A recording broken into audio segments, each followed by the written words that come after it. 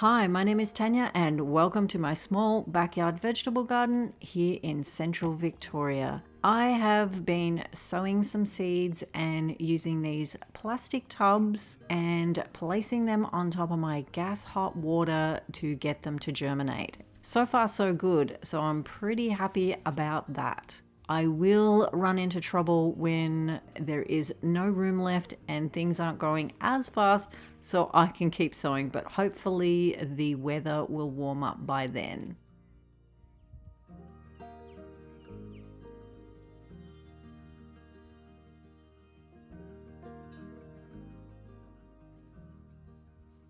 These cos lettuce have just started to germinate. There's one little one there.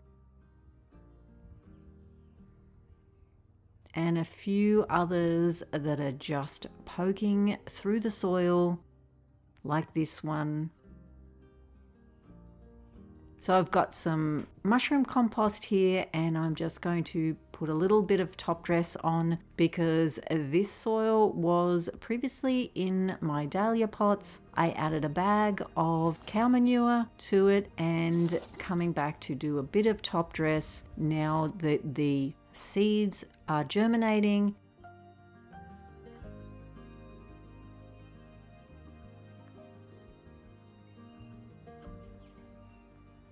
And I'm also going to add a little bit of dynamic lifter, water that in and get the wool back on so that when they start growing, all of this will be in the soil and hopefully it can boost them along. I'm loving this wool. It's like playing with fairy floss and wrapping them in a little wool blanket. It is such a novelty.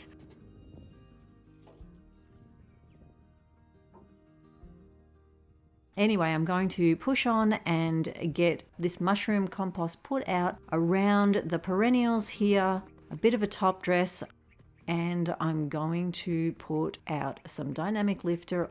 I've got a few more plants that I'd like to put in here, and then I will mulch it, ready for the hot weather.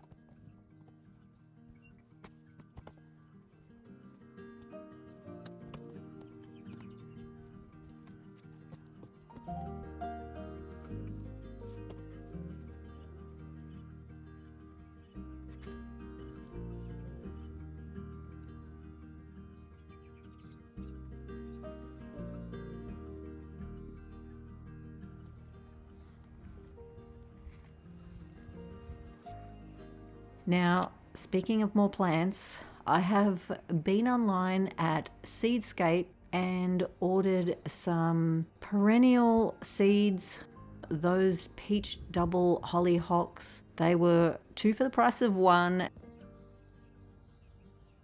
Now I only went on there to get this clematis and the verbena, but you know what it's like when you get on and be looking at seeds.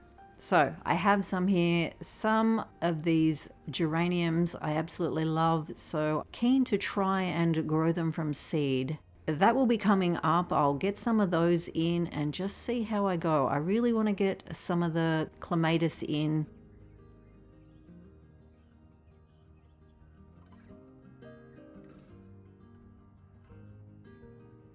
But for now I have this sage. It's a purple sage and it was a cutting that I just put in an old bucket and it has grown. It's got such a good root ball and I'm going to put it in the garden here with the other 3, just digging a hole into the lemon balm and then it can grow up around it. I do love the lemon balm with the purple sage.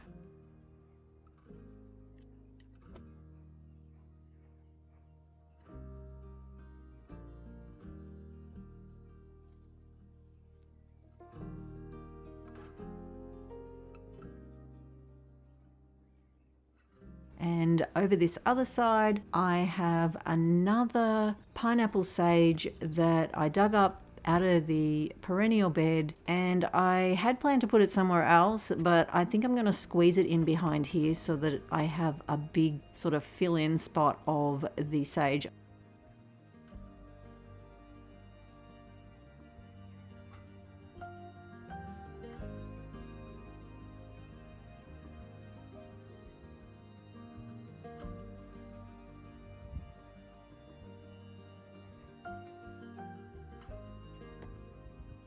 Now I'm just going to get everything watered in. I don't think I've damaged my lemon balm too much by just cutting a hole in it. It is very well fed there, gets a lot of runoff from my compost bins. Now I did put out some of the new dynamic lifter, the complete dynamic lifter that I got the other week on here. I just didn't film it, but that's why I'm watering things in. I still need to get on and get my walking onions planted. I think that will be the next thing I get on with.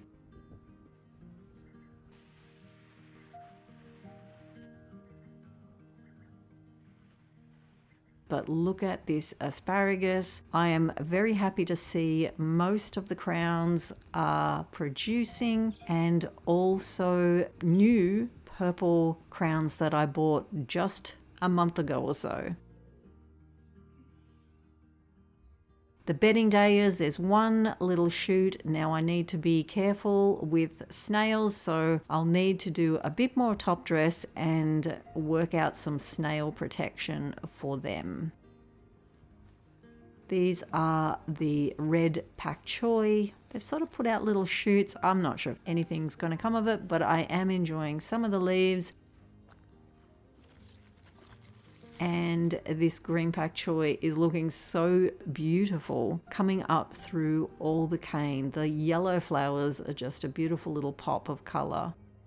And I'm minimizing the pots along here. All those copper tubs are going to go elsewhere so that they are in a bit more shade for summer and I can have lettuce planted in them. Now let's see if there is any beetroot coming up. It's still a little soon.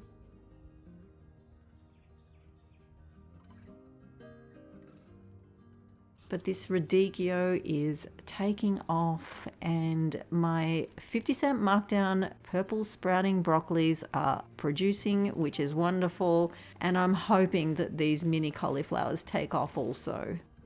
Just going to check the kohlrabi in the little glass houses. This is the purple Vienna, and nothing as yet, but these are so beautiful to look at. The color is beautiful.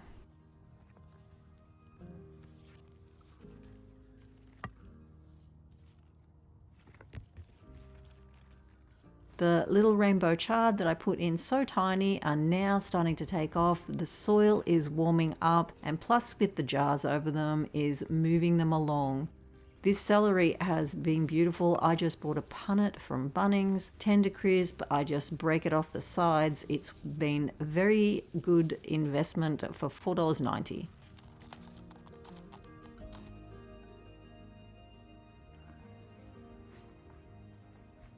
I've cut off the Brussels sprouts. I am going to add these to dinner tonight, and I don't think there was much more use of them being in the garden. They're starting to go to seed, a few of the top ones.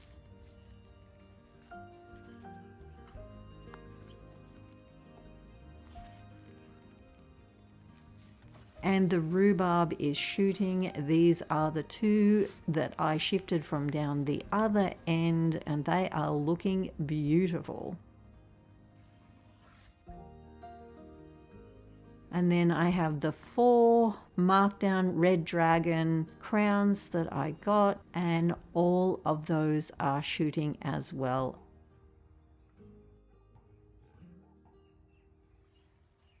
And that's the 4th one.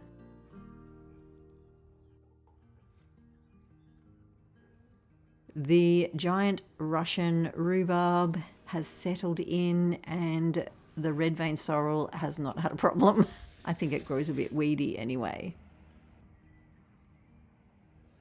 The strawberries are loving it here in this little tank. It gets lots of sun here, and they're growing, and there's a lot of flowers on them, so we have our fingers crossed for strawberries.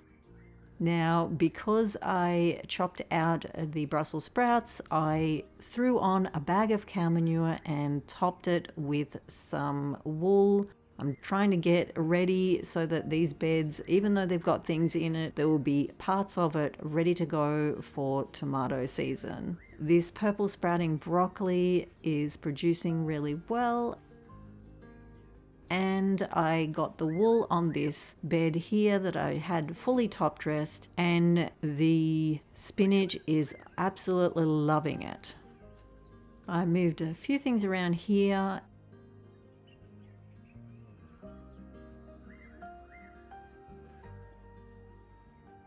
And the raspberries are really pushing out leaves. It is so beautiful, and I'm very happy to see that the broad beans and the peas are kicking on here. This gets a fair bit more shade than the garden beds, so this is a good area for snow peas that goes later into the season. I'm trying to make use of this bed because the raspberries are only there for spring, summer, and to be able to make use of it in winter would be very nice. And I'm hoping to get some more flowers in there as well.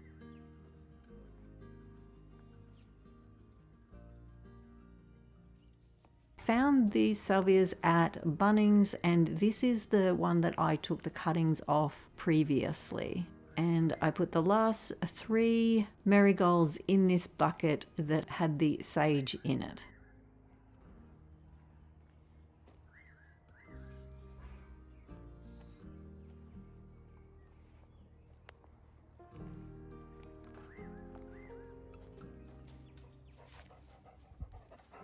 These peas are just so good. They're now really picking up with a bit of warm weather and some rain. These are the only few kale that haven't ran to seed. They're looking pretty.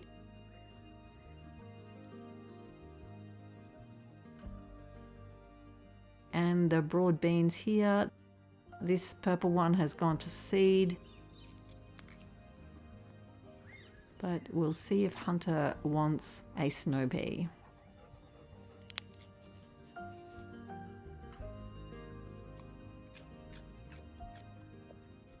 And I think that was a yes.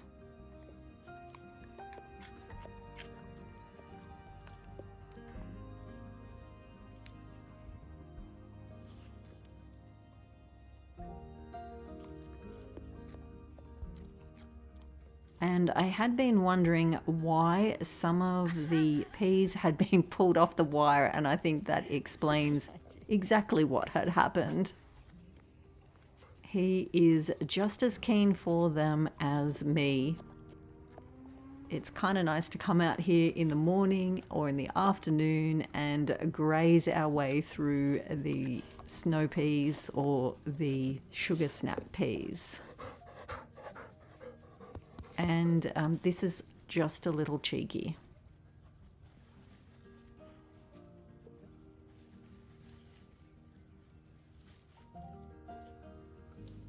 Hey.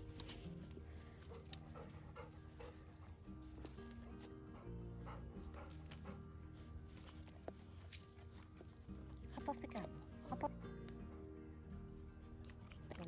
Hey!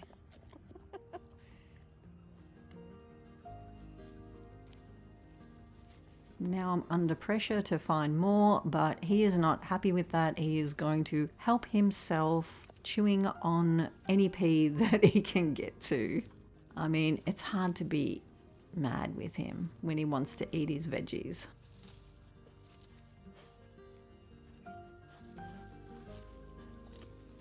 Because who can blame him for wanting to snack on snow peas?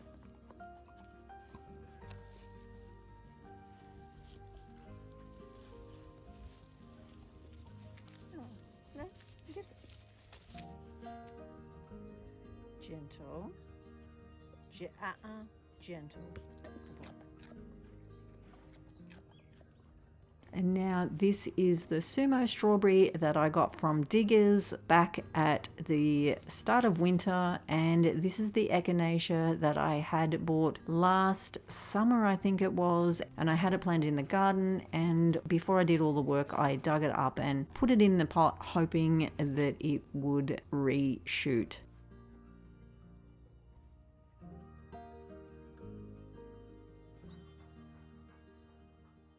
the nemisa and the culinary sage, and all the self-sown sweet peas. I had worried that because I didn't sow any that I might not have enough, but I think I am going to have plenty, and I will need to make some sort of trellis, I think. This geranium is very pretty.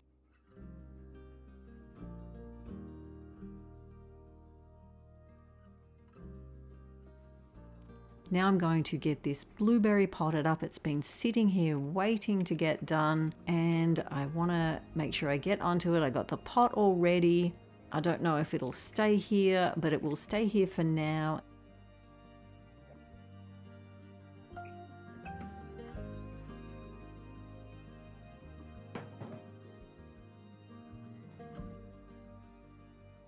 I made a guard up for the potatoes because they are shooting up through the soil. I've topped it right up to the top. I want to extend it, put some hessian around it and extend it up. So I'm working on that, but I have some wins and some losses in the capsicums, but I think probably half made it through. The eggplant, I'm thinking, hasn't.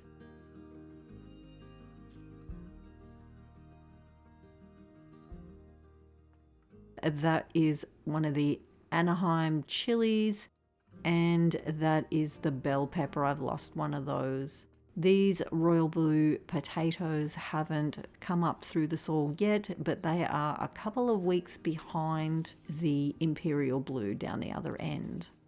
So I think I can go through and pull out a few capsicums and the eggplant, and then I will have a couple of big pots along there that are free. But for now, I'm going to get some of these put in this garden bed along here.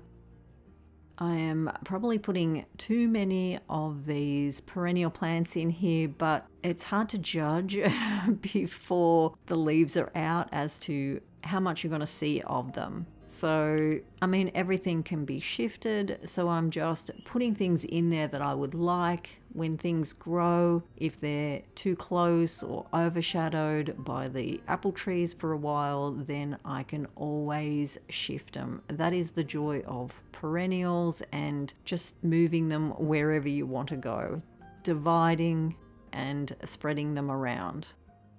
So I think this purple salvia will look very pretty with the light pink fine penstemon and the rhubarb behind it.